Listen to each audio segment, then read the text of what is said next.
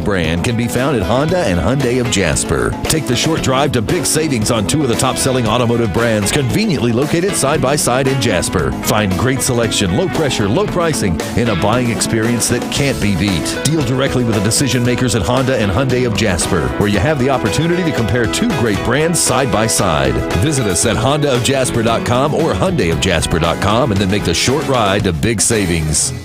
WJLX is streaming live and worldwide at WJLX1015.com. You can also take us anywhere you go with the WJLX app for your smartphone, available now in the App Store and on Google Play. Simply search WJLX 101.5 and download it today. Live, local, in the community, and now worldwide. We are Jasper's WJLX 101.5.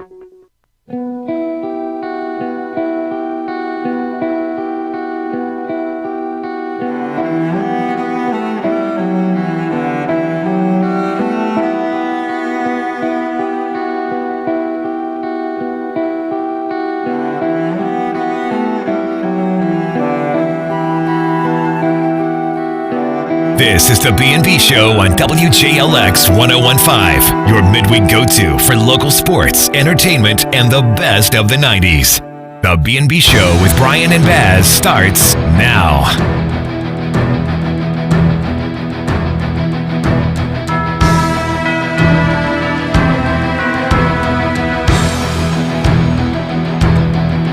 Ho, ho, ho! It's the B&B Show here on the flagship of WJLX, and it is Christmas week, so we've made a little departure from our stop throughout the 90s. We're going to be doing holiday-flavored music tonight, along with our eclectic mix of sports, not only on the state level, but also locally. So glad everybody can join us this week. My name's Brian, and now, ladies and gentlemen, boys and girls, children of all ages, WJLX proudly brings to you the conqueror of Cordova and the Lapdet of Lupton. He is jollier than St. Nick himself. Ladies and gentlemen, Baz, also known as Sebastian Black. Live on this Wednesday night, 7:04 in Jasper. Currently it says it is 47 degrees outside. And Brian, just like you said, it is Christmas week here. that is correct. In Jasper, Alabama, and in the whole United States. And I'm glad we're actually doing some Christmas music this week. Yeah.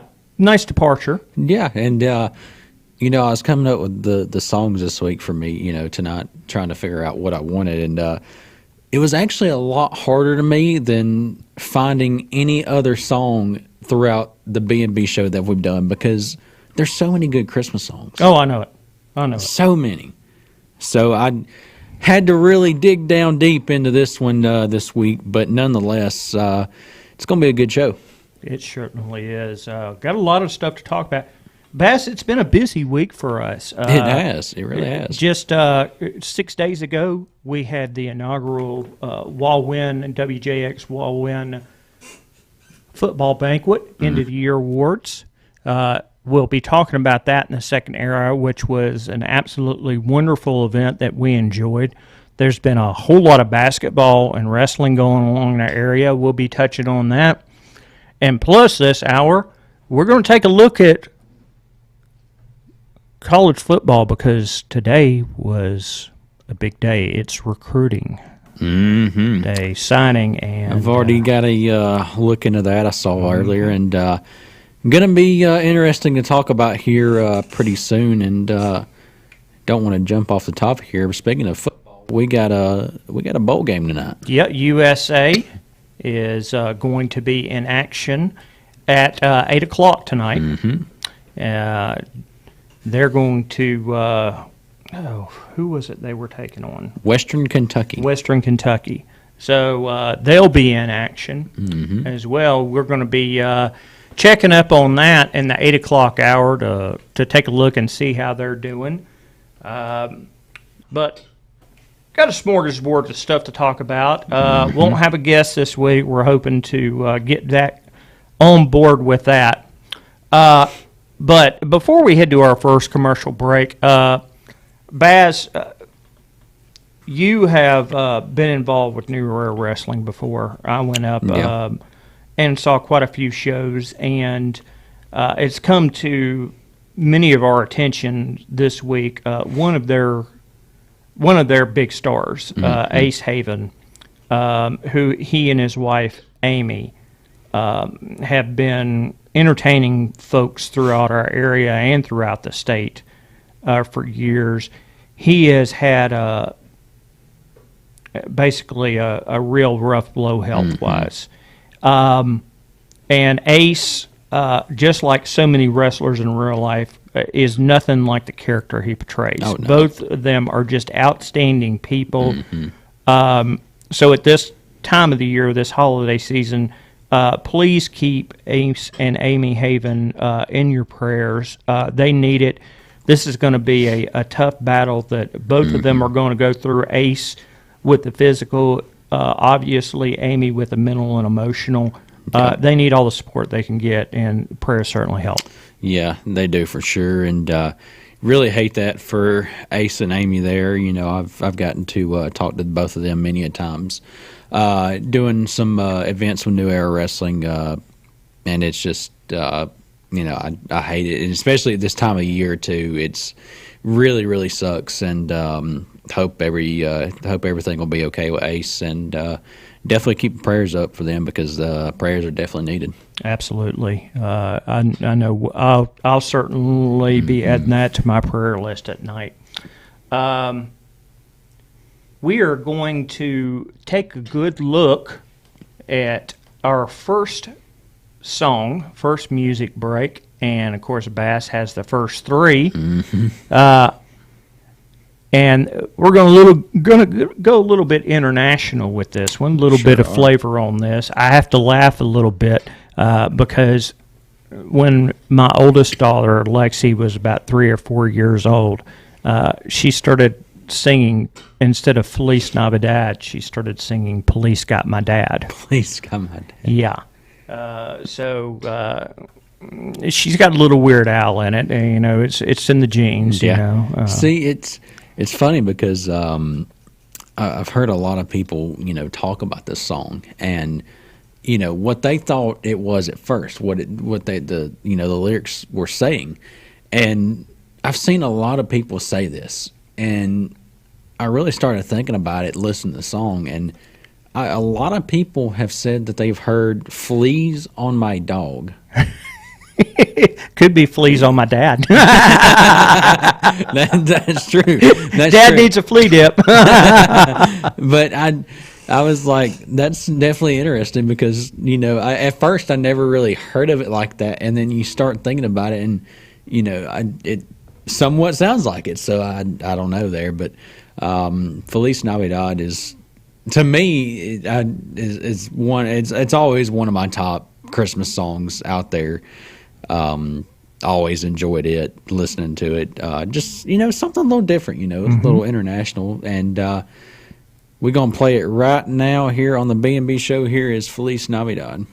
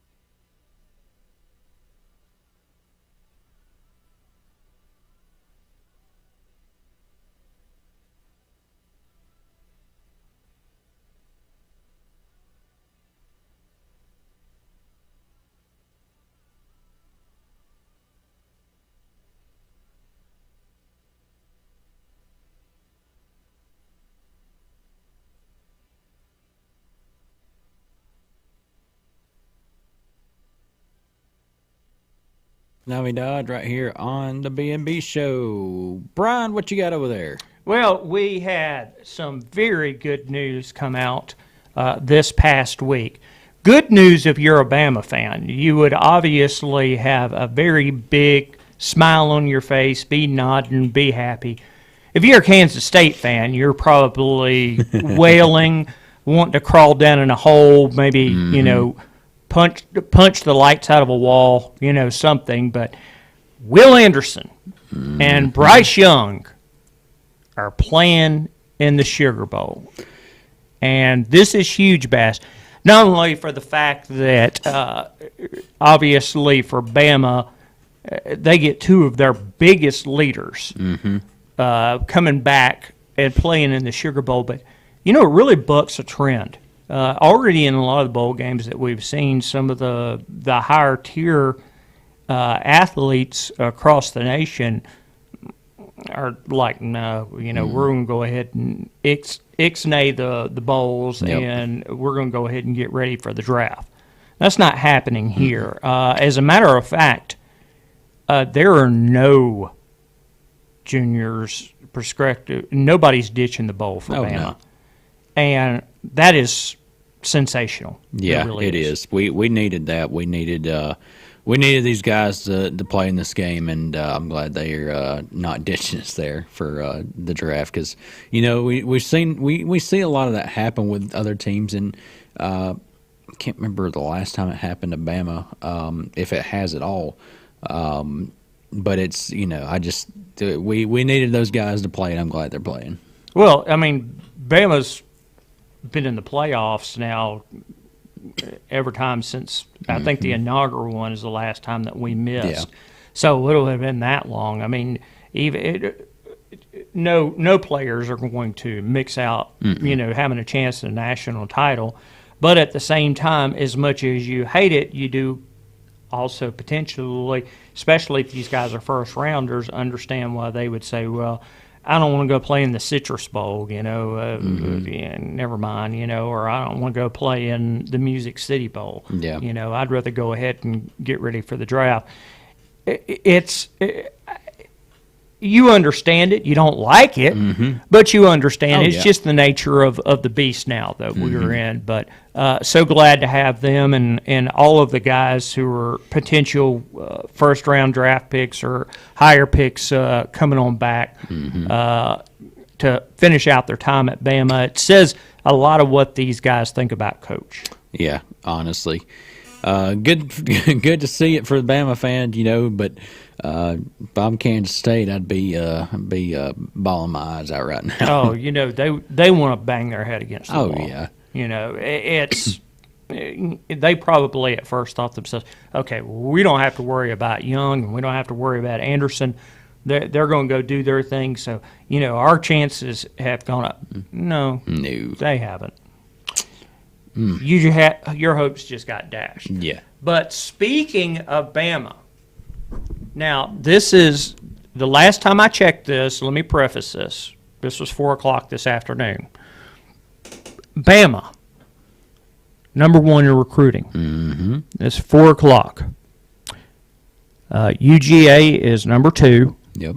And looking at some of the other SEC teams, Auburn is number 16, which is really good news for Hugh Freeze and the staff to get it back up there, because Auburn, recruiting-wise, under Brian Harrison and the last year of Gus Malzahn, it wasn't good. Yeah.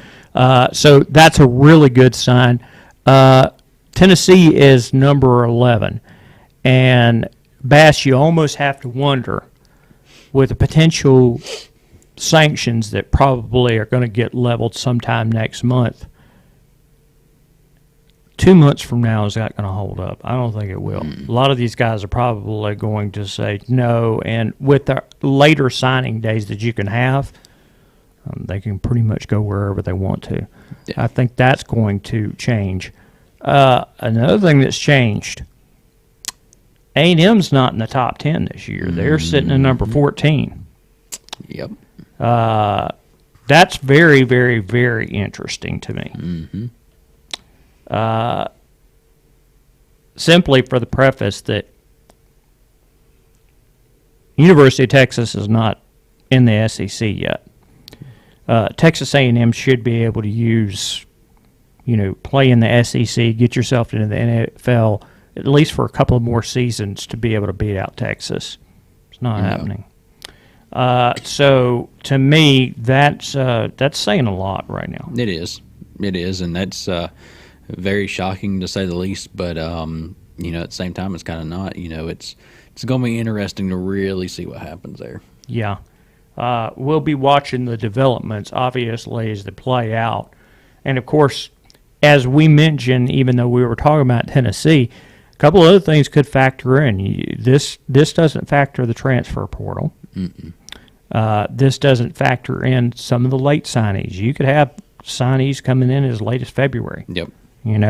All that could factor in on this. But as of right now, number one in the land is Bama. And everybody was hooting and hollering around in other parts of the nation, say, Saban's not going to get it done. Wrong. He's getting it done on the recruiting trail. Yep. He's stocking the cabinet back up again and is getting ready for another go at it. So he ain't taking a back seat. No, not at all. He's still continuing to run. Now, of course, next door to us over there, same can be said about Kirby over at Georgia. He's getting it done. Yep. You've got to figure in the long run, at least for the next couple of years, this is going to be the modus operandi for a while. And, not particularly a great news for us as Bama and Auburn fans out here, but LSU's getting it done on the recruiting trail also. To say that it was just going to be Ed Orgeron's class, well, we're already seeing that's not going to be the case. Yeah. So that's stocking up. And, of course, I've mentioned this before. It is really easy in Louisiana, if you're LSU, to recruit because you don't have any other major powers in there.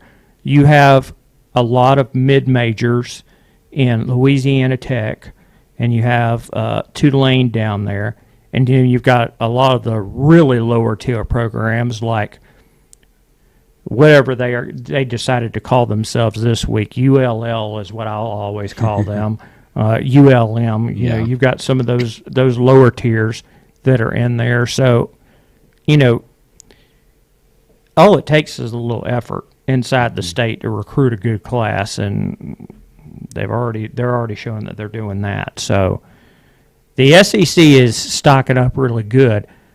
There is one interesting note, as I crawled through Rivals earlier on at 4 o'clock this afternoon. You know who's not having a good recruiting class? Who's that? Colorado and Deion Sanders. At last check, they were somewhere down in the 40s.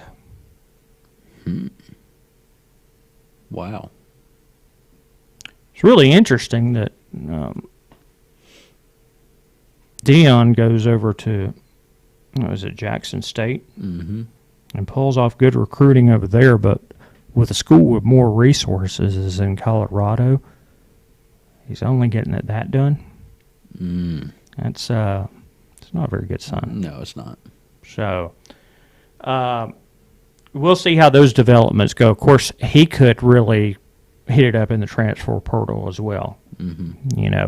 That could make a lot of waves, and we could see Colorado inch up, but 43 late in the signing day is not really good news, and especially when you're dealing with Pac-10 teams like a USC that's just so easy for them to recruit, Washington, UCLA that are out there, and I mean you can't disclude Oregon and Utah. No. You better be on top of your game. And it doesn't look like the coaching staff out there with Dion is helping him a whole lot, because that's just, there's not a whole lot to it. No, not at all. And that's kind of interesting there, to say the least. You know, Dion was one of the tops there at Jackson State when it came to recruiting, and now over at Colorado and not really making any hay so far. It's going to be interesting to watch that too. You know, as a matter of fact, Bass, I thought we would take a look real quick at the recruiting right now as it stands. Bama still well on top. They're ahead of Georgia by almost 200 points. 27 signees, 3 5-stars, 22 4-stars. Goodness gracious. Georgia sitting with 26 signees, 2 5-stars, 19 4-stars, 5 3-stars. And this is what I alluded to just a minute ago. There's Texas, number 3. Wow. LSU is at number 6. Ohio State and Miami are 4 and 5 respectively. Oregon, who we just mentioned, number 8. Tennessee remains at number 11. USC at number 13. And there's Texas A&M at 14. Auburn still holding at 16. Here's something interesting, because this is Arkansas is a hard state to recruit in. They only produce about 35 in-state recruits every year, and there's some good talent, but there's not a lot of it. Yeah. They're at number 18 right now, so that's really good. Utah is number 20. Washington's number 24. And then you go on down the list, and Colorado has actually dropped a spot.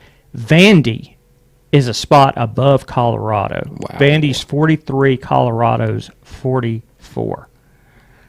Colorado has 1 4-star recruit and 16 3-stars. The average recruiting ranking is 2.95. I just mentioned some of those teams, the USCs, the Oregons, the Utahs. That's not going to get it done, Bass. No, it's not at all. That's rough. That's rough. I mean, there are. Let me take a good hard look at this. There are 1, 2, 3, 4, 5. There are 5 Pac-10 schools above Colorado. So Colorado is just middle of the pack. Wow. Yeah. So that's tough. That's tough. Going to be a little blue. But speaking of blue, and it's Christmas. Yup. Blue Christmas, another one of Baz's choices. And an immortal favorite. I love it. Love Blue Christmas. Heard it over the years many, many times. You can never go wrong with some Elvis Presley, though. Oh, no. You can never go wrong. But that gives it away. Elvis Presley, Blue Christmas, right here on the B&B Show.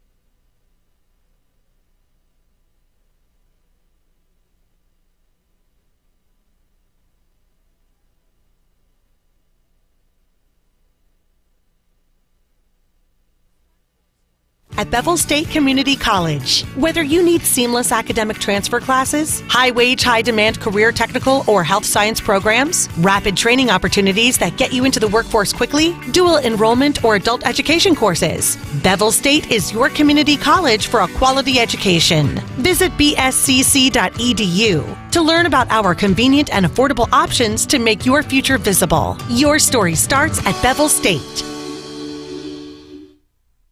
The Crimson Tide. Looks to his left, rolls to his left, stops, looks into the end zone. Catch is made. Touchdown, Alabama. The Wildcats. Pressure coming across the middle, too high.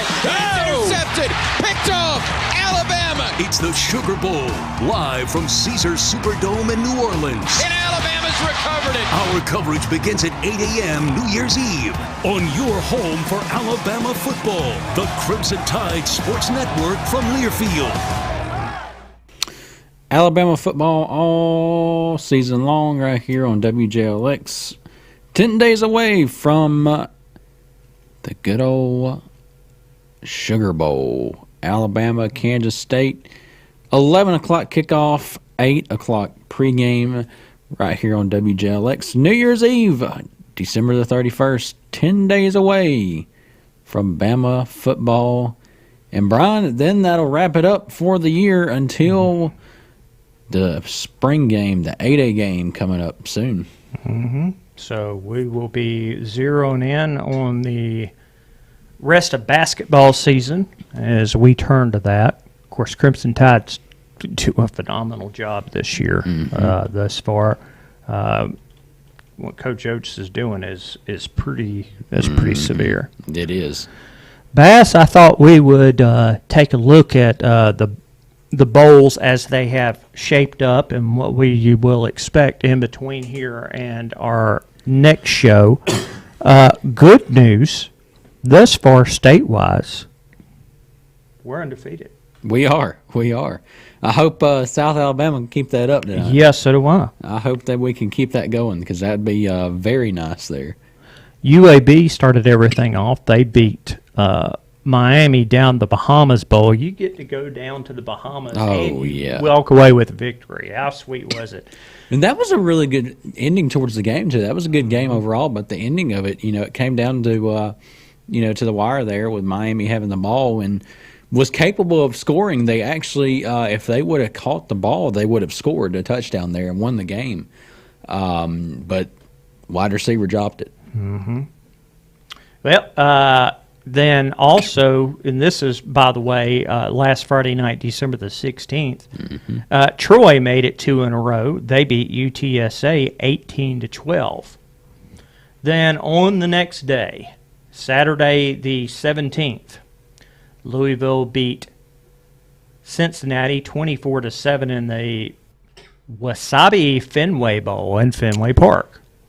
That was an interesting game because of the field layout and both teams on the same sideline. Mm-hmm. Granted, there was a little gap in between to separate the teams, obviously, but that was interesting. Yeah. Look, unless it's in a baseball stadium that also fronts as it can also front as a football. I don't think it's not a good idea. No. Now I've always said we need to have a football game at Talladega. Stack it with 200,000 people. Yeah, absolutely. That's true. Not in baseball stadiums. No. The Jimmy Kimmel L.A. Bowl. All righty then. In Inglewood, California, Fresno State beat Washington State 29-6, and then in the Lending Tree Bowl, Coach's alma mater, Southern Miss, beat Rice 38-24 in the Hancock Whitney Stadium. That's down in Mobile. Yep. In the New Mexico Bowl, it was BYU beating SMU 24-23. That was in Albuquerque, New Mexico. In the Frisco Bowl, no, that's not played here in Frisco. It's actually played out in Frisco, Texas. Boise State beat North Texas 35-32. Yep. And in Las Vegas, The garbage goes all the way out to Las Vegas to kick a field goal. They got beat by Oregon State. Now, I realize Oregon State won 10 games this year. But I'm sorry, when is the last time an SEC school got beat by Oregon State? Not Oregon, but Oregon State. What I find funny is they traveled all the way to Vegas to let their kicker get a field goal out of the game. Yeah. And it was like the last couple of minutes of the game, exactly, too. yeah. What was it they used to say to Sheamus when he debuted his new look about 5 or 6 years ago? You look stupid is what they used to chant. Yep. Well, it's not very hard for the garbage. So they got beat 30-3. Great job, Oregon State. We appreciate it. On Monday night, in the Myrtle Beach Bowl in Conway, South Carolina, Marshall beat UConn 28-14. Yep. And then last night we had a pair of bowls. The famous Idaho Potato Bowl played at Boise State. Eastern Michigan beat San Jose State 41-27. And then finally, in the roofclaim.com Boca Raton Bowl, it was Toledo beating Liberty, where Hugh Freeze is coming from, 21-19, and that was played at FAU Stadium. Yep. As we mentioned tonight down in New Orleans, it will be Western Kentucky battling USA and the New Orleans Bowl. Tomorrow night, Baylor and Air Force meet in the Lockheed Martin Armed Forces Bowl that's played in Fort Worth. Then, Friday, in the Radiance Technology Independence Bowl, it's Louisiana. I guess that's ULL. Sorry. The Ragin' Cajuns. Yeah. Played in Shreveport. Used to be the, what was it, that 8th place bowl or whatever in the SEC? Yeah. Okay. Well, they're taking on Houston. And then in the Union Home Mortgage Gasparilla Bowl in Tampa, we finally get another SEC team. Wake Forest will take on Missouri. On Saturday, the Hawaii Bowl, MTSU takes on San Diego State, and that's, of course, in Honolulu. Boy, there's another one that's hard to go to, huh? Man. The Camillo Bowl down in Montgomery, Georgia Southern will battle Buffalo, and this is, of course, on Tuesday. And the Serve Bowl, First Responders Bowl in Dallas, Memphis takes on Utah State. Just down the road in Birmingham, it's Coastal Carolina versus East Carolina at Protective Life Stadium. I still don't like that that's not an SEC game anymore. I really don't. I wish it was, to be honest, because that would be would have been interesting to see what SEC team would have made it to the Birmingham Bowl. Yeah, I know. Well, we might have ended up with Missouri in there. Yeah, well. Finally, the last game of next Tuesday, Wisconsin taking on Oklahoma State in the Guaranteed Rate Bowl in Phoenix. And that takes us throughout the bowls. That's another baseball stadium, by the way, Brian, they're playing at. Yeah, it is, isn't it? Chase Field, yep. I don't understand it. Why baseball stadiums? I don't understand. Now, I can understand it when they were, it used to be the Washington Nationals and the Redskins used to play in the same stadium. I don't know if they do anymore because I don't keep up that much with the NFL. Did Pittsburgh used to play in the Pirates and the Steelers play in the same stadium? No. Okay. Or, well, they used to. My bad, they used to. Now they don't. Well, then. Yeah, I just don't like the fact because a baseball stadium is not, it's not made for it. No. It's just really not. Hopefully that's a trend that we'll see bucked. Maybe we'll start seeing it'd be nice. Some of these places, why not have one in Lincoln, Nebraska? Have it at the University of Nebraska. Exactly. That's a 70,000 seat stadium. Have one at Oklahoma. I mean, some of these places, it'd be great to see it. You know what I don't understand, and they could do it, but coming up with, they could come up with some kind of bowl name. You take it from one of these baseball stadiums, I guess you could say, but why don't they ever play one in Bryant Denny or Jordan Hare or something like that? I don't know. I mean, for goodness sakes, you have one being played at Boise State. Exactly. I mean, there's pro football stadiums that are hosting bowl games.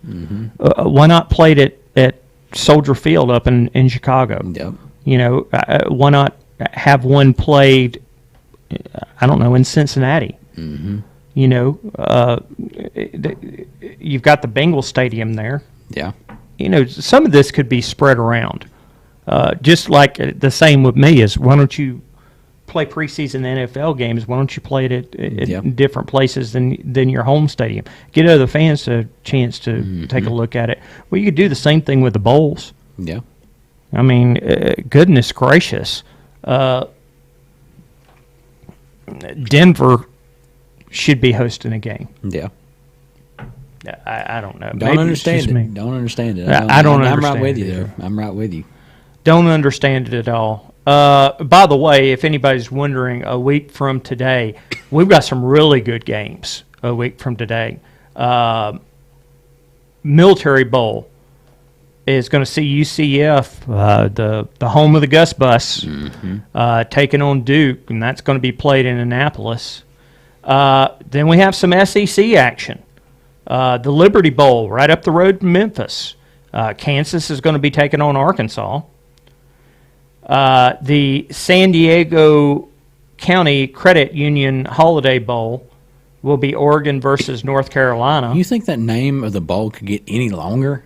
Hey, look. That's a long bowl game name. When a sponsor steps up and they throw the money in there, those bowls will happily say, no problem. That's a long one, though.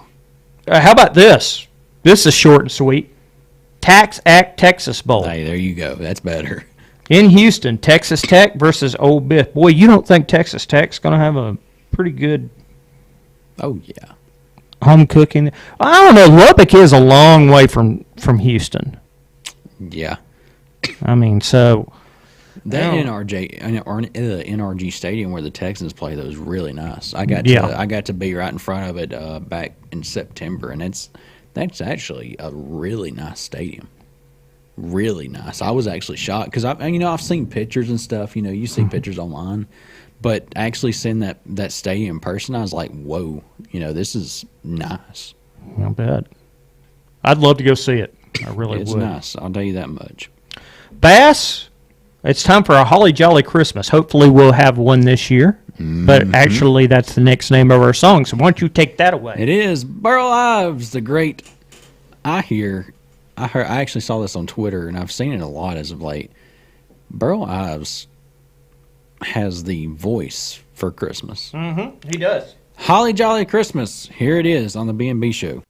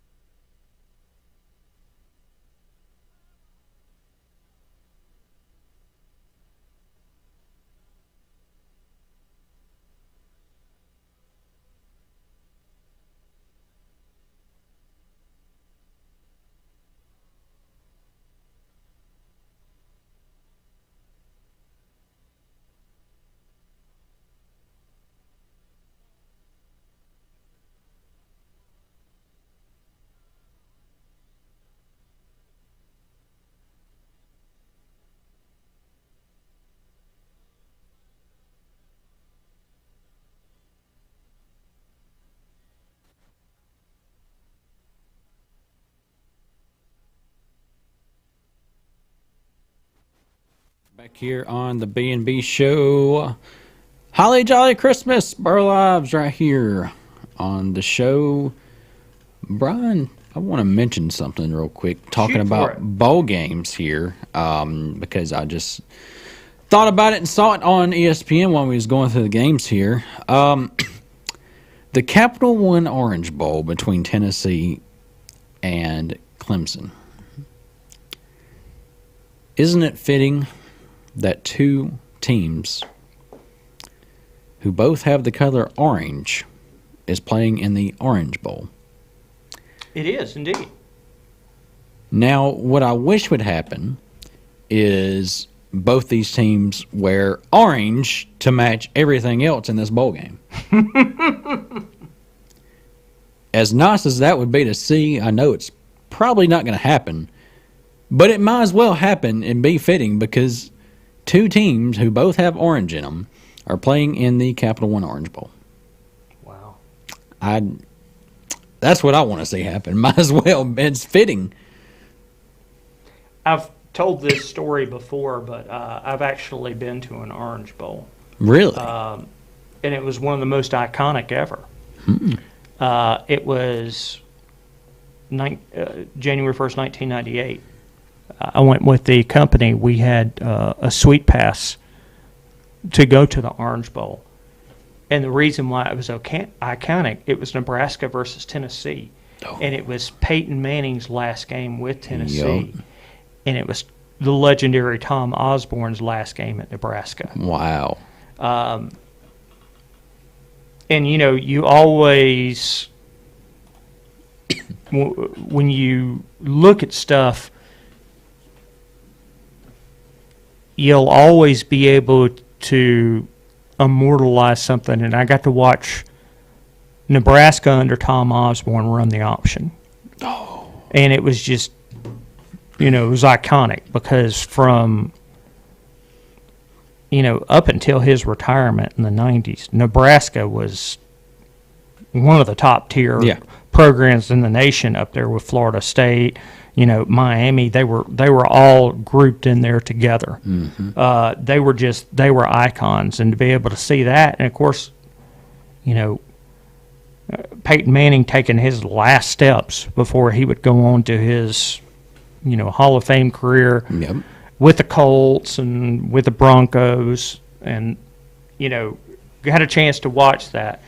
And it was really remarkable also, Bass, because this was back in that time, it was very much a weather situation similar to what we are coming up to the next couple of days.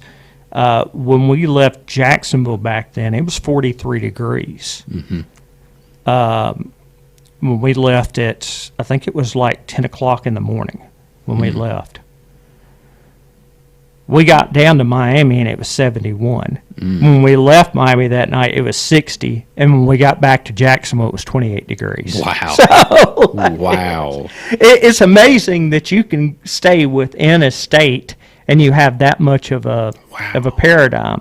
And I mean, you know, you think for a minute, Mobile and Huntsville weather are drastically different, but I mean, you look at a state like Kansas, you go from one end of Kansas to the other, whether it's east or west, north or south, the weather's pretty much, it's all the same. It's the same, yeah. You know, it's just kind of crazy how that happened, but yeah. But it was really good. I had saw the year after Bama won the national championship in '92. I got to go down and watch the Gator Bowl as Gene Stallings took on Mac Brown. Bama versus North Carolina. Got to see a lot of that. Didn't have to come all the way up here for it. That was nice. While we're on the topic of it, Brian, talking about bowl games, what is your favorite bowl game? And it may be the Orange Bowl one, but what is your favorite bowl game that you've seen so far? Like being there in person to see it. Well, see, I've only seen two. Gotcha. Two bowl games. Okay. I'm not okay. Let me preface that.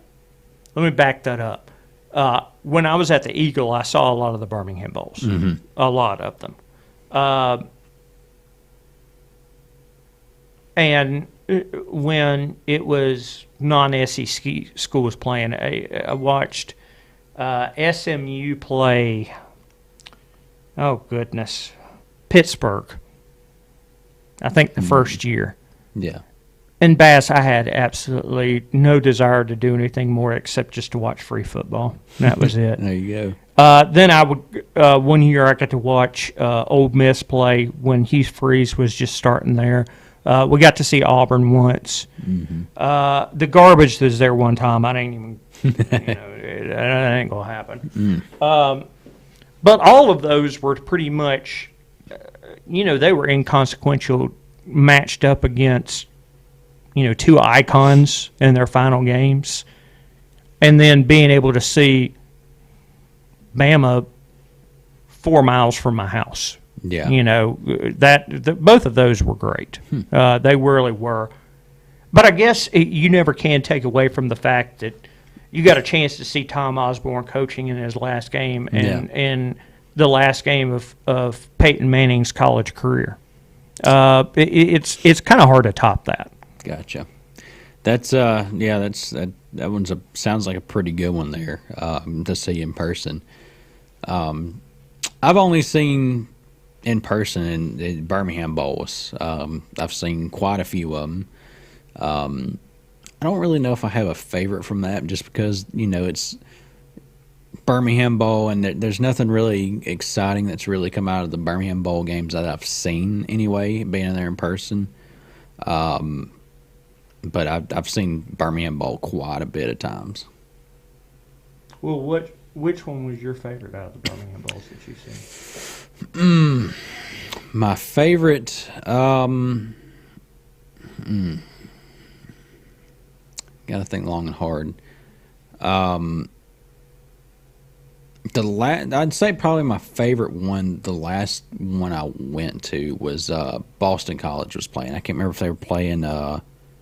Who was it? It was Boston College, and I want to say it was Memphis, but I could be wrong. Let me see here. If I could type, it'd be nice. I believe, I want to say Memphis, but I'm not real sure.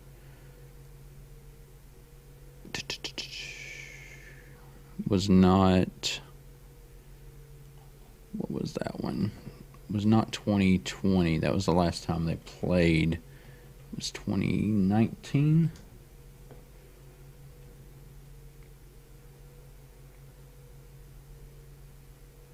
For some reason, I'm having trouble finding it. It was 2019 or 2018. No, my bad. It was the 2021 Boston College in Cincinnati. That's the last one I went to. I enjoyed that one. That was fun getting to see Boston College, who, you hear about Boston College over the years, about that team. It was cool to see them and cool to see Cincinnati. That was really good ball game, to say the least. So it was kind of, to me, going to Birmingham, unless you're, for some unknown godly reason, Alabama makes it. Hope that never happens, to be honest. But for me, it's always cool to go to these games and see the different teams and see those, because you don't really get to see that a lot.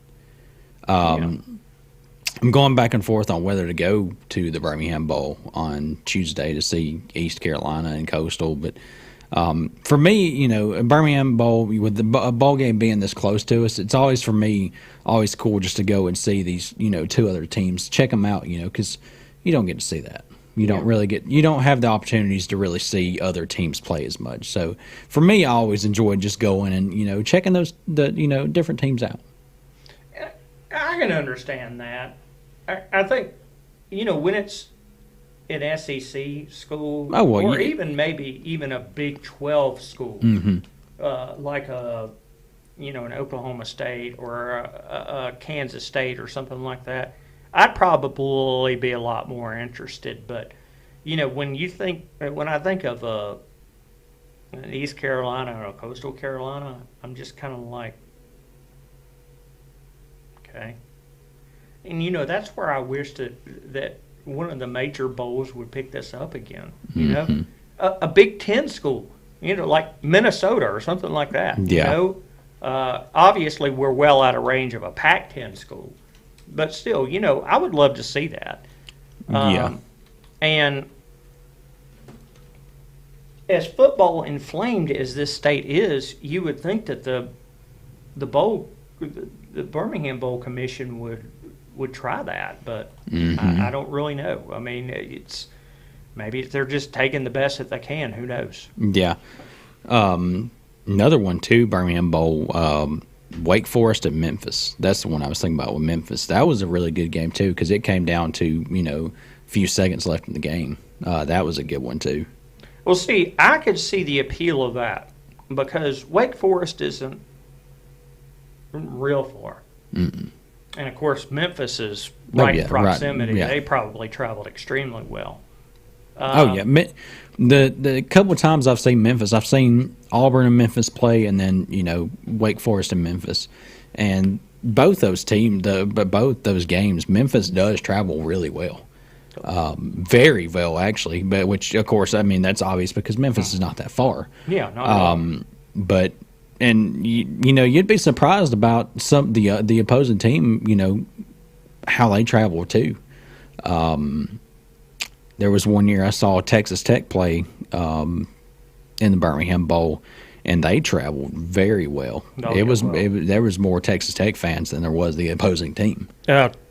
Anything Texas is going to draw football. Oh, yeah. I mean, they're as football inflamed as we are, big time. But I would just love to see if we could match up. Of course, if Memphis shows up in the next couple of years, it'd do us even well because we've got a Memphis player from the area.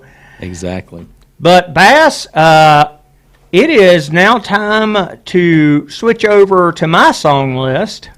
And there's a lot of variations. A lot of people have sung this over the years, but Meghan Trainor singing it just, I don't know, it just struck me. So she's going to tell you it's cold outside and don't leave. So Brad Eldridge is not that bad either. He's I wouldn't say he's the best country artist I've heard, but he's not that bad on the song either, to say the least. But Meghan Trainor does kill it on this song. Here is Baby, It's Cold Outside.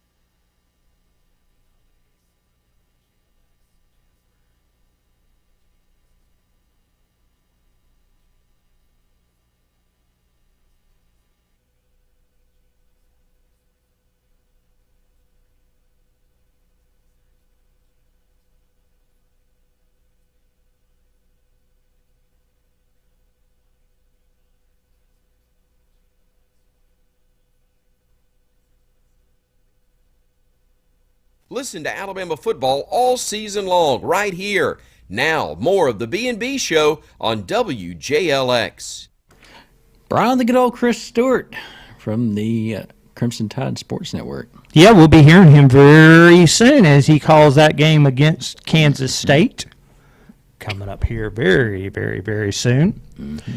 Hey, Bass, we have had a lot of stuff happen locally here in our local area, so it's time, our last hour, we're going to turn it local-wise.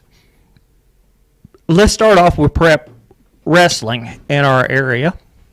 Take a look at our wrap-up from last week. Last Tuesday, Vikings wrestled a quad match against McAdory. At McAdory, they beat Chelsea 51-30 and Pike Road 49-24. Had a lot of winners in that one. Cortez Samuel, Ethan Cummings, Ethan Caldwell, Antonio Nash, Luke Horsley, Colin Langley, Carter Reed, Cooper Brooks, David Baradell, Jamie Brown. All these guys won. Very good showing for the Vikings on Saturday. They were at the Otis Weatherly Memorial. Caldwell and Brooks both finished in first place in that tournament. Burnham, Nash, and Reed, they finished in second place. Hardly finished third. Vikings finished second as a team in the tournament. Over to Dora. On Tuesday, Dora wrestled in a quad match at Susan Moore. They beat J.B. Pennington 60-12, Southeastern 60-12, and Susan Moore 62-16. Had a bunch of guys pick up wins in all three of those matches. Cameron Richardson, Grady Goodwin, Jacoby Foster, Connor Roberts, Jaden Rouse, Devlin Taylor, Aiden Richardson, Neil Foster, the reigning state champion, also picked it up. Jacoby Foster and Damon Clayton, they all won. On Thursday, Dora wrestled against Piedmont and also against Corner. They beat Piedmont 57-24 before losing to Corner 43-13. And then Oak Grove tournament on Saturday. Neil Foster, Rouse, and Clayton all finished in first place. Caleb Wade Tittle, Connor Roberts, and Jacoby Foster, along with DJ Taylor and Richardson, all finished in second place. This week, yesterday, Jasper wrestled Central and Carver. We'll have the results this weekend. Today, Dora hosted the Bulldog Brawl and finished in first place. Cleared them all out. Good deal. Beat Susan Moore 66-18, Piedmont 54-27. We'll have all the full results. Bass, we are working right now. I went out and did a feature with Jasper today. Tomorrow morning, I'll be going out and doing the feature with Dora. Both of those we'll have up this weekend, so when everybody's in between wrapping up presents and chowing down on the holiday food, they'll have a good chance to take a look at our wrestling features. Like I talked with Coach Otis today, it's amazing because it didn't seem like it was that long ago, mid-November. We've got another month and a half, and we'll be time for sectionals and then state. So we're at the mid-season point, and it's gone by real quick. But both of our wrestling teams are doing absolutely phenomenal. I talked to Brett about this the other day. When you add in, we're going to be talking about basketball in the next segment. When you add in basketball regionals and the state tournament in wrestling are both held at the same time. I have a feeling, Bass, as a crew, we're all going to be really busy. I'll be at the Von Braun Civic Center, most likely seeing at least two more champions crowned, at the very least. And I imagine we're going to have a lot of teams at regionals this year. Yeah. So it's going to be a really, really, really big, explosive year for us in the winter sports. But I have a feeling we're going to be running our heads off. We will. Right around Valentine's Day. We will for sure. That's going to be a busy, busy time. And when I look, I hate that we only have 2 wrestling teams. A few years ago, we had 4 when Curry and Summoning Christian both were in it. That's unfortunately we're only down to 2, but what a phenomenal 2! I mean, you're talking team-wise, and of course, wrestling is an individual sport. Yeah.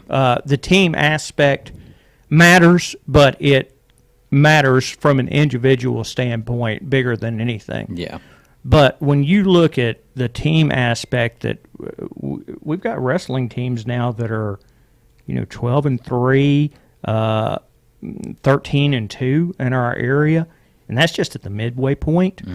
One of which Jasper, the defending state champion for Jasper, Cole Carter, is out with back injury until the beginning of next month. So even he's not in it. When he gets in it, that's going to be phenomenal. So, yeah, for sure. I just love the fact that we have 2 really phenomenal programs here in our area to complement the great basketball that we have. Winter sports is just, I tell you what, we're in a riches area. We are for sure. It's winter sports. It's great so far, and you just can't talk more about winter sports because there's so much great stuff that goes on during the winter with basketball and wrestling. And right now, it's the prime right now. I tell you, you didn't have a chance to come out and see it, but the atmosphere in Carl Cannon when Cordova and Jasper played, which was a phenomenal game. It really was. I mean, it was, Cordova gave Jasper a really good, well-fought game, a 9-point game. And, some of that's free throws at the end of the game. But, this was very well contested. And I think it goes to show, I think both of those teams are going to, really right now looking at it, both of them could easily be in the region in February. Yeah, I believe they will. And, it was really good, too, both Burns and Sander squaring off, because Sander was under Burns there at the on the coaching staff there at Cordova at the time when Burns was there. And so that was an interesting showdown, to say the least. Yeah, really phenomenal. We're going to take a much more in-depth look at basketball throughout the Walwyn area. It's going to be really good. By the way, we were not able to do the Bevel State game last Friday. The time of the game had been rescheduled from 2 o'clock to 5 o'clock, and simply put, we were not scheduled. We didn't have the staff for a 5 p.m. game. We had the staff for a 2 p.m. game. They did beat Stillman JV, so it was a sweep of Stillman JV this year. You mean? Tennessee Valley. They did sweep Stillman, but it was Tennessee Valley. They will be squaring back off against Tennessee Valley in our next game at the beginning of the month. So we'll see them back in action, and we're hoping another one of the players will join us next Wednesday for Meet the Bears. We do have, to start the year, we do have a bear coming for Meet the Bears, but it's not going to be basketball. We're not going to reveal who it is. But we do have a Meet the Bears coming to start off the first. Looking forward to this one. Yeah, and it's a athlete that is extremely well known in our area. Very, very well known, and I do not want to give away anything. You just have to tune in and see. It's going to be a good one. But, Bass, on to our next song. And it's got a little bit of country flair to it. But it is one of my favorite ever Christmas songs. You cannot go wrong with this song. Favorite always. Absolutely. Christmas in Dixie by Alabama.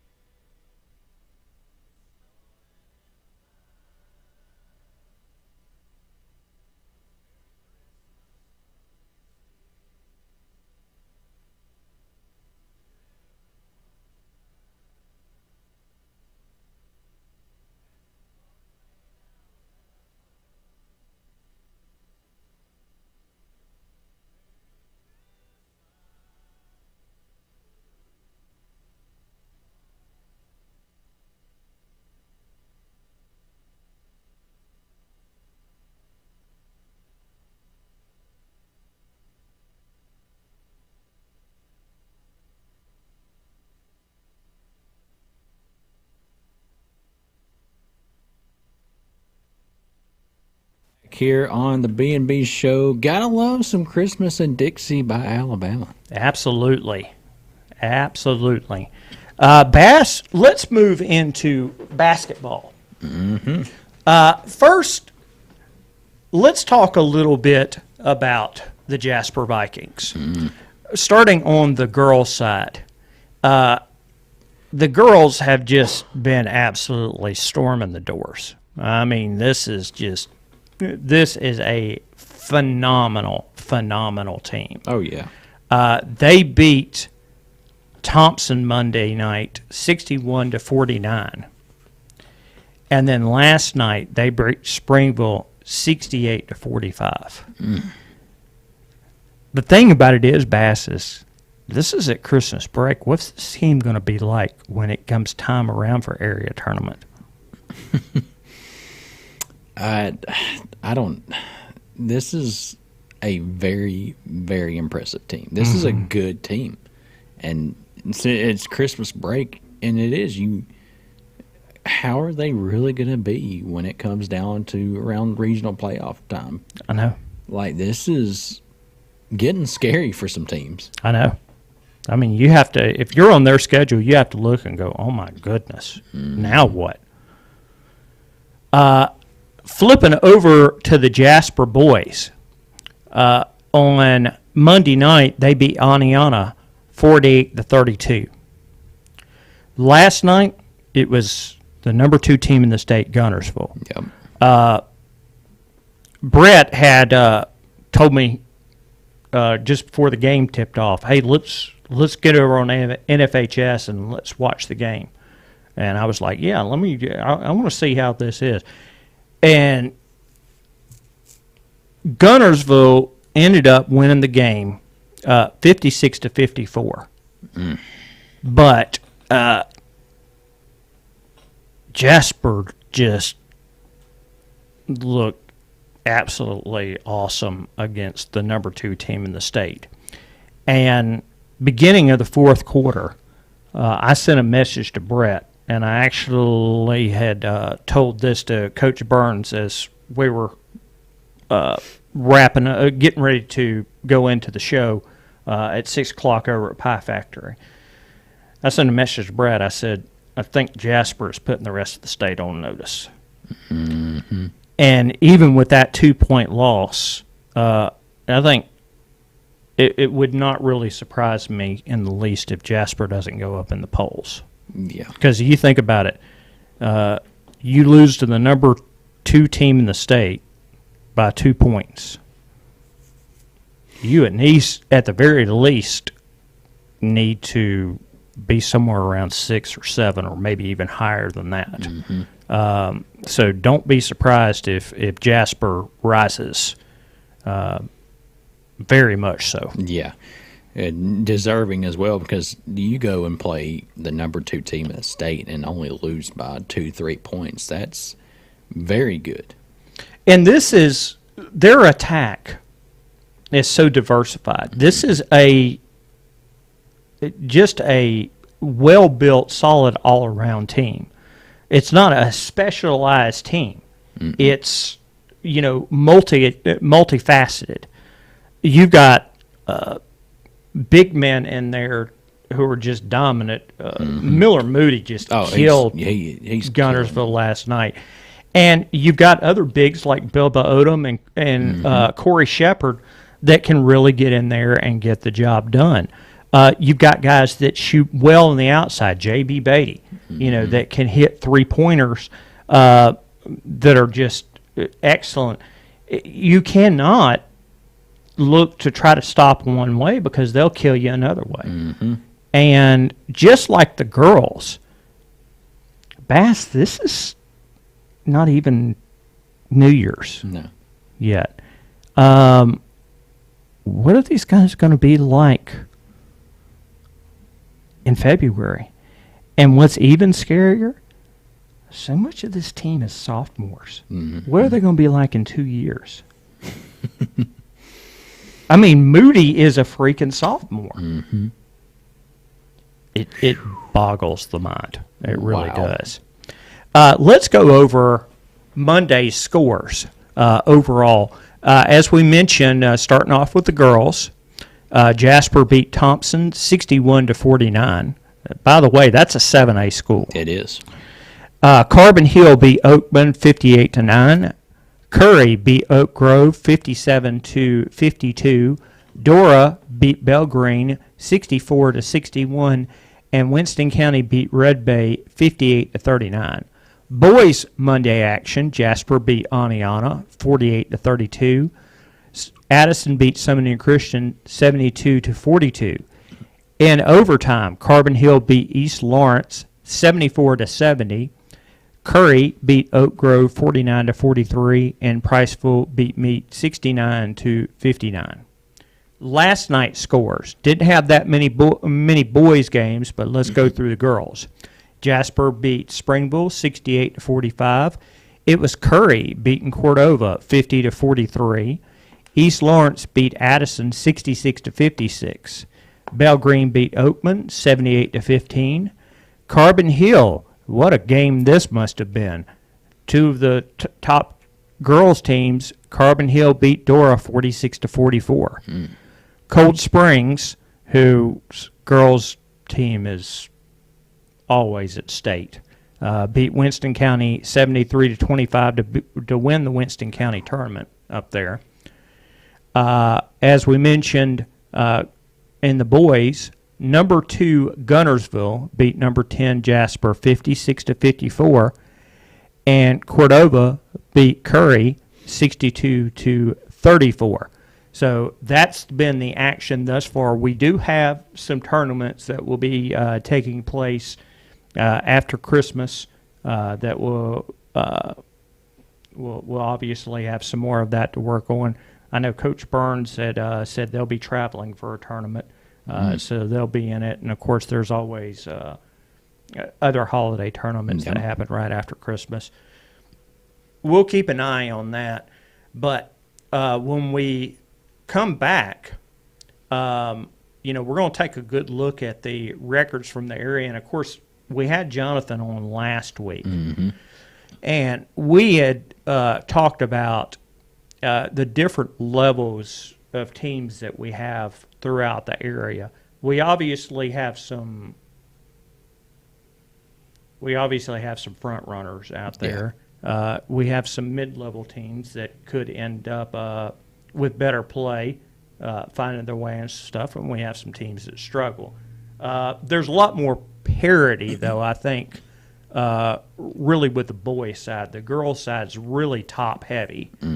But all this is going to be figured out because in less than a month, Bass, it's going to be Walker County tournament time. Sure is. It's at Carbon Hill this year. We're going to try to nail down with Chris Harris or Coach Wade Tittle exactly what days, the final 2 days of action. That's when we'll be doing our broadcasting is on Friday and Saturday. But there's a lot of figuring that's going to have to be going on in this.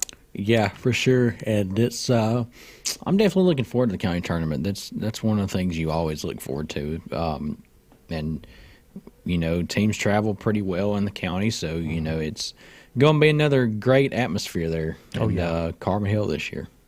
I've done quite a few county tournaments out at Carbon Hill throughout the years, and it's always the venue at Carbon Hill suits it very well.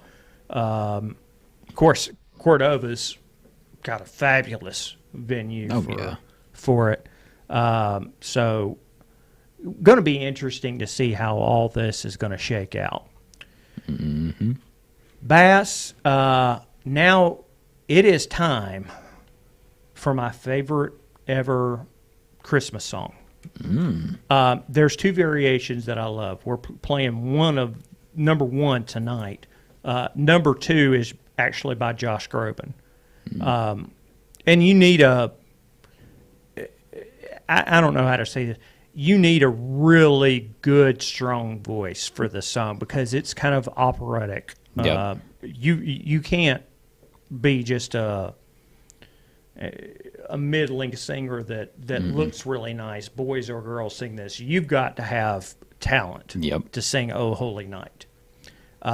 And, of course, this rendition, my favorite, is done by Celine Dion, and anybody who knows, she knows she can belt them, and it was greatly needed. And this song, love it. Anytime I hear it, I have to shut everybody up in the car. Luckily, my eldest already knows. She's already knows it. But this is "Oh Holy Night," the rendition by Celine Dion.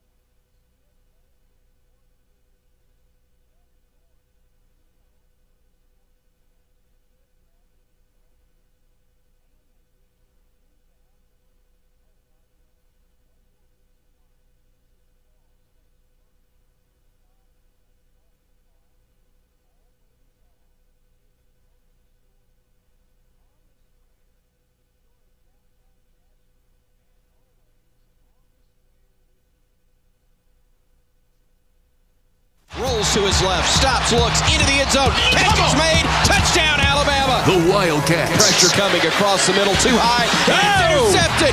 Picked off. Alabama. It's the Sugar Bowl, live from Caesars Superdome in New Orleans. And Alabama's recovered it. Our coverage begins at 8 a.m. New Year's Eve on your home for Alabama football, the Crimson Tide Sports Network from Learfield. Back here on the B&B Show. Oh, Holy Night, Celine Dion. Perfect song. I love it. Favorite ever Christmas song. I can see why. She does it great. And Josh Groban did a very good job of it as well. It's my second favorite rendition of it, and if I hear either one of them, I'm happy. I understand. Let's take a look through our records as it stands as of right now, Bass, throughout the Wall-Win area. Let's starting off with the girls.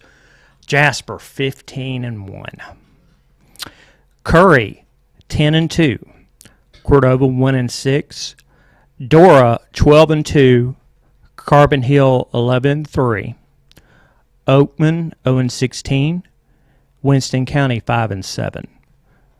Lynn 0-7, Addison 6-6, Meek 5-6, Summoning Christian 3-3. So Bass, yet again with this, we obviously have the heavy hitters at the top: Jasper, Dora, Carbon Hill, Curry. I don't know who's going to stop Jasper. I really don't at this point. I don't either. But, when we look, we've got to feast our eyes towards county tournament. We know that Dora and Carbon Hill played to a 2-point Carbon Hill win. Curry's sitting out there at 10-2. This is shaping up to be quite a race there on the girls' side. Yeah, it is for sure. We know how Dora and Carbon Hill is. They're obviously the main top two, but Curry's making some hay. They're making some moves, and I like it. I'm curious to see how this race is going to go. Yeah, this is going to be very interesting developing over the next 3 or 4 weeks to see how this all shakes out. And, of course, it is at Cordova. It's Carbon Hill this year. So we'll see how everything goes with that. The boys' side, Jasper, 12-2. Curry, 2-9. Cordova, 9-3. Dora, 8-4. Carbon Hill 7-3, Oakman 3-9, Winston County 3-6, Lynn 5-5, Addison 5-5, Meek is 9-4, Summoning Christian 5-6. Now you have a lot more parity through the boys. You've got Jasper up there at the top, and then you've got on the county level, you have 3 schools that are all within proximity of each other. Cordova 9-3, Dora 8-4, Carbon Hill 7-3. And then to finish that out, Meek strong up there in Winston County. Coach Woods, we had him on there a few months ago. Meek sitting at 9-4. But then you have a whole lot of teams that are right around that. You got teams that are right around the 500 mark. Lynn and Addison are both 5-5. Summoning Christian 5-6, and a tiny little bit far back, Winston County 3-6. But then you've got a couple of teams that are struggling. Curry 2-9, Oakman 3-9, and Winston County at 3-6. But there's a lot more parity on the boys' side. It's not quite as cut and dry. You have a lot of teams. You're looking at Lynn and Addison are in the.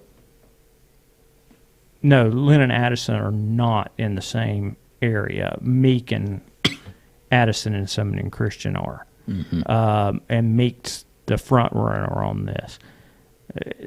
Lynn could do some work though, and they could find themselves in. it's just a matter of the want to right now.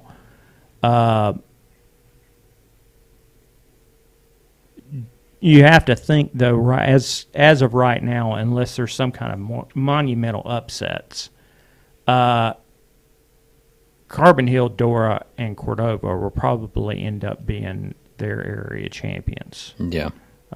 Just the way that I see it, because Dora's in the area.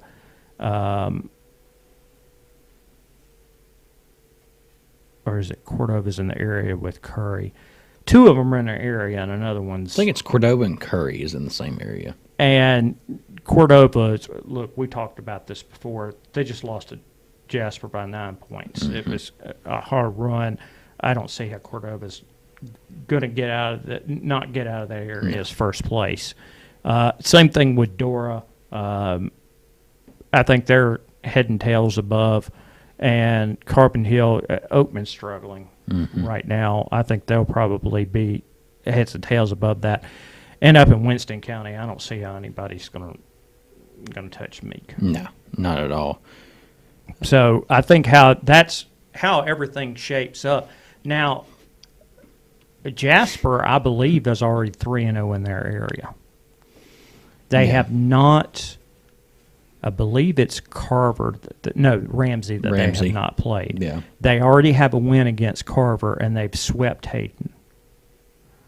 So it would seem that if Jasper could ostensibly get that next win over Carver at worst in the area tournament, they would be in second place. It's going to be very interesting to see them and Ramsey, how this all shakes out. As a matter of fact, Bass, just give me some of your takes on the boys while I look up Jasper's schedule to find out when they play Ramsey. Obviously, for me, Jasper's the cream of the crop here. They're just playing absolute great ball there for the boys. And last night's game against Gunnersville shows it. I mean, number 2 in the state, Gunnersville, and they only lose by 2 points, and I believe at one point, or maybe a couple, Jasper was leading the game, I believe. You can back me up on that. It's double digits. Double digits, times. That's right, yeah. So that's Jasper's obviously the cream of the crop here. Cordova, I knew with them, under Coach Sanders, they would be a pretty decent ball team there. I didn't see them, as doing as good as what they are now, and I'm happy to see that actually. It's Cordova's going to be a top tier team here going towards February, and really the Curry is making strides as well. Is it Curry? Yeah, Curry's making strides as well. It just you can't. For me, you just can't go past Jasper. I mean, Jasper's absolutely killing it. We talked about the Burns era's in effect, and it's shaping up to be, a great season. And talking about the next 2 years, those sophomores, how Jasper's going to look in 2 years when they're seniors, really opens your eyes and to see, there's great potential there at Jasper for really big things. And I really don't think people thought Burns would do as good as first year as what people, he's doing now. I mean, we know Burns is obviously a great coach. He's such a great basketball coach, great coach in general. But the fact in his first year that he's got these boys as of right now 12-2, almost beat the number 2 team in the state last night. That's really, really good. But nonetheless, like you said, the boys' side of things, it's more parity than anything. If this was the girls, I could talk all day long about that because we know what the top runners is and such. But there's just a lot of mismatch here, a lot of parity on the boys' side, and really curious to see how it really shapes up. Going towards February. The lineup with Jasper.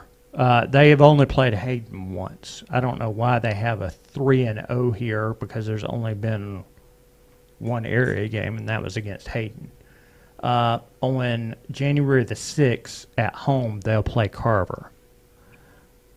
On January the 10th, they will play at Ramsey.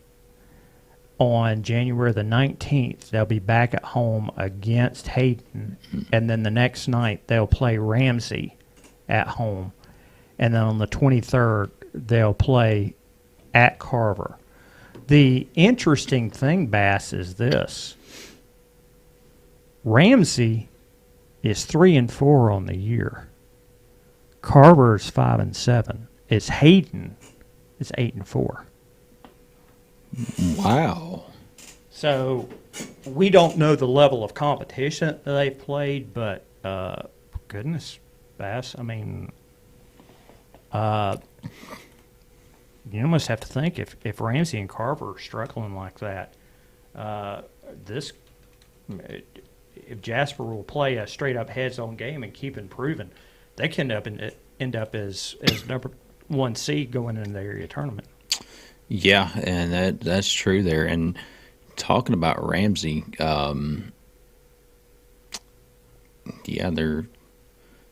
let's see. I wish it would show me results, but Ramsey's usually one of those teams that's always good in what sport they play.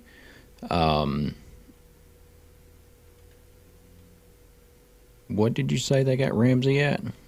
They have Ramsey at 3-4. I've got Ramsey at 6-4. Huh. Okay. Interesting.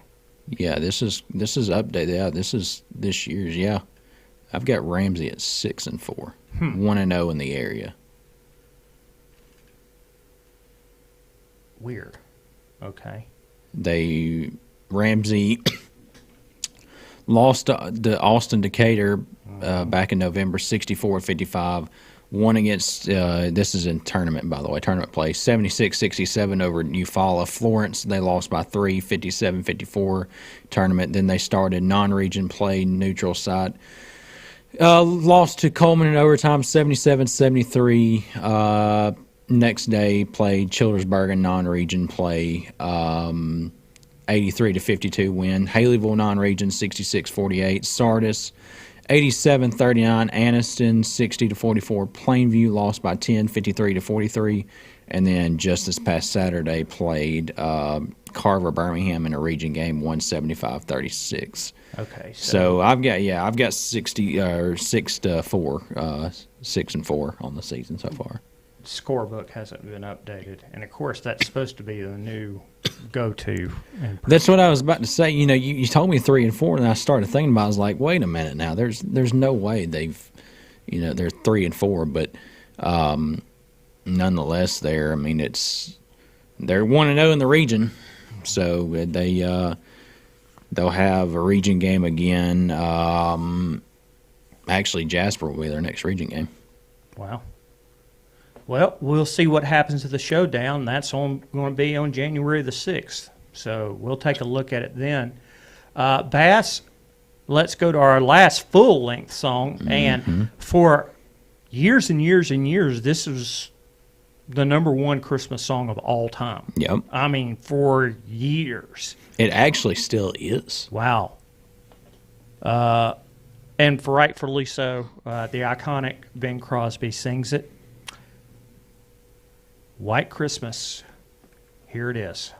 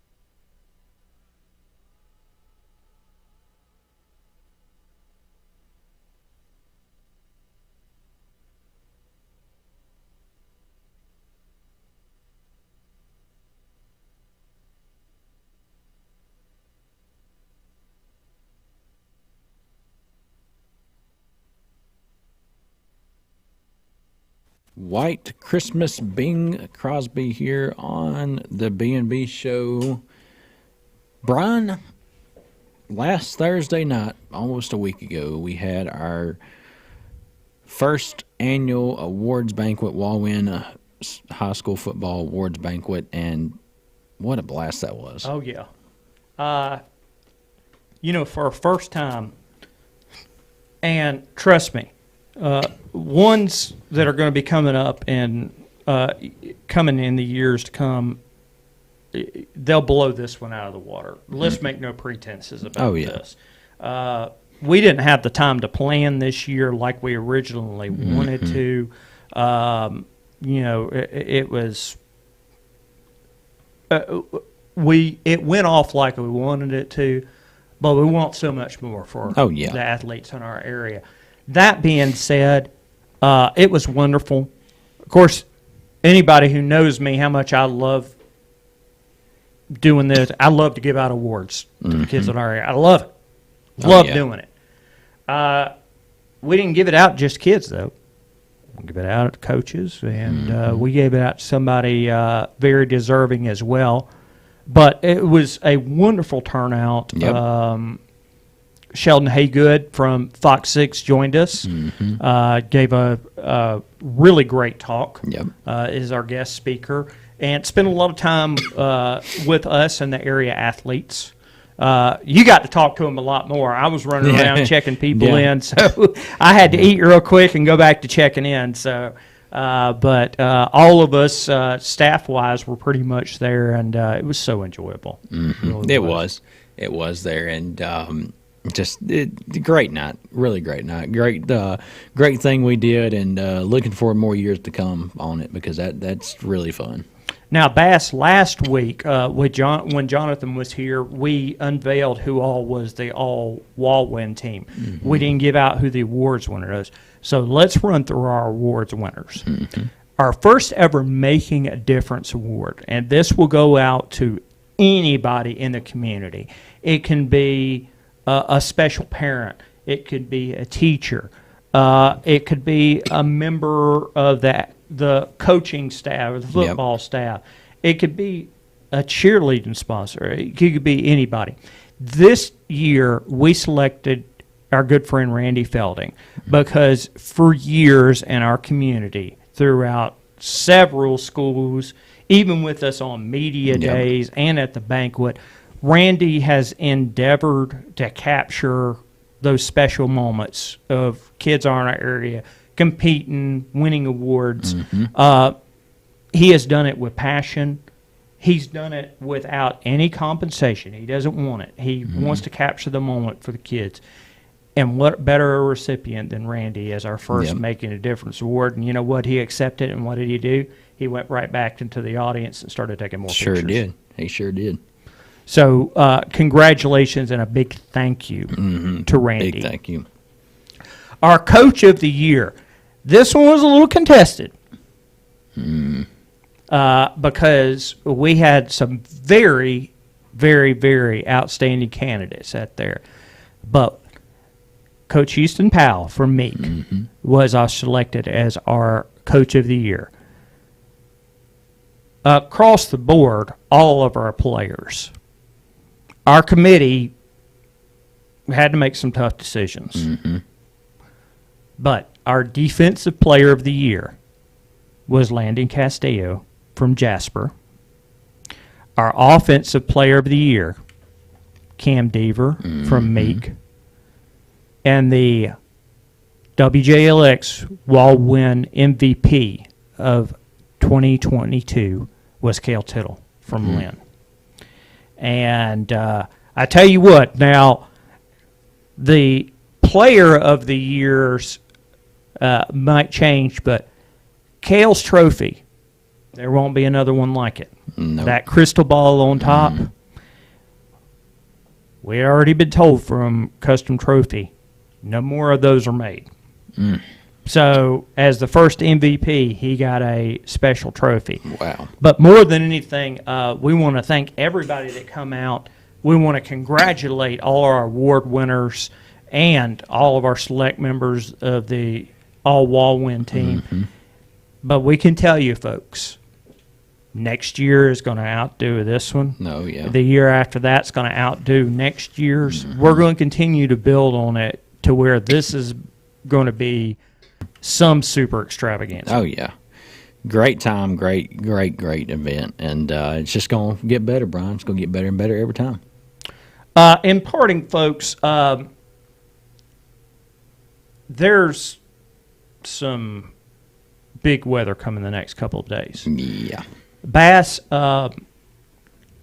there's a meteorologist that I follow that used to be up at WAFF in Huntsville when I lived in Coleman. Watched him for years upon years, all different times that I lived there, and in Fort Payne. He had said in Cheyenne, Wyoming, this afternoon it went from 43 to 11 degrees in 9 minutes. Oh, my. In a 30-minute time span, it dropped from 43 to 3 degrees. Folks, that's what's coming. So bundle up your pipes. Make sure your folks are inside. Check on your family and your friends. Just make sure that everybody's safe and warm, because we're going to be below freezing for quite a number of days, and it's going to be bitter cold. We're talking single digits cold.